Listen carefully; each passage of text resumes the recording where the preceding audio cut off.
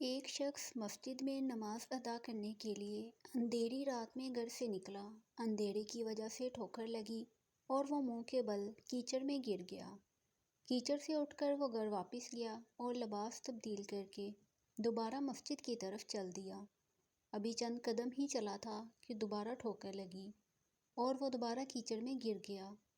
کیچڑ سے اٹھ کر وہ ایک بار پھر گھر واپس آ گیا اور لباس تبدیل کر کے مسجد جانے کے لیے دوبارہ گھر سے نکل آیا۔ اپنے گھر کے دروازے پر اسے ایک شخص ملا جو اپنے ہاتھ میں ایک روشن چراغ تھامے ہوئے تھا۔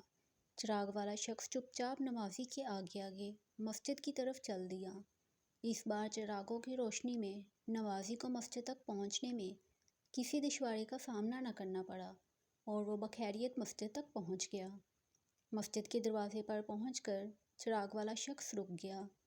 نمازی سے وہیں چھوڑ کر مسجد میں داخل ہو گیا اور نماز ادا کرنے لگا۔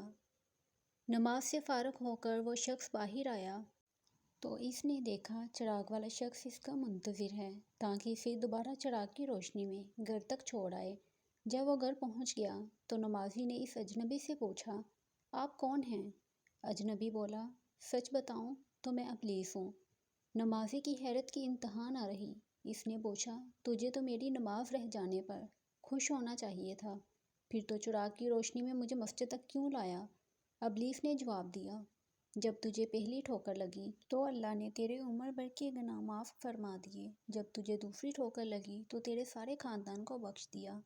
مجھے فکر ہونے لگی کہ اگر تو اب ٹھوکر کھا کے گرا تو کہیں اللہ تیرے سارے گاؤں کی مغفرت نہ فرما دے، اس لیے چراغ لے کر آیا ہوں کہ تو بغیر گرے مسجد تک پہنچ جائے۔